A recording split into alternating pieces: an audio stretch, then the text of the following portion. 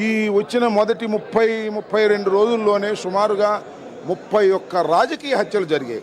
దానిలో వైఎస్ఆర్ కాంగ్రెస్ పార్టీ వారు ఉన్నారు, అభిమానులు ఉన్నారు, ఇంకా మామూలు సామాన్య ప్రజలు ఉన్నారు. ఈ రకంగా దారుణం జరుగుతూ ఉంది. అన్నిటికన్నా పరాకాష్ట వినుకొండలో జరిగినటువంటి దారుణమైన హత్య. నడి రోడ్డు మీద నరికి చంపినటువంటి దృశ్యాలు ప్రపంచమంతా చూసింది. భరించలేనటువంటి పరిస్థితులు కనిపిస్తున్నాయి రాష్ట్రంలో.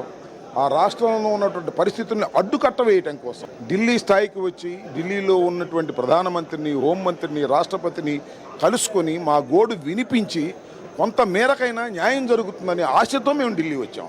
అంతే తప్ప మాకేమి చంద్రబాబు నాయుడు గారి మీద కక్ష తీర్చుకోవాల్సిన అవసరం మాకేంటి?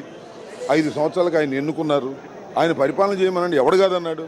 మంచిగా పరిపాలన చేయమనండి. ప్రజల్ని హింసించే పరిపాలన, కక్ష సాధింపుల పరిపాలన, రెడ్ బుక్ పరిపాలన.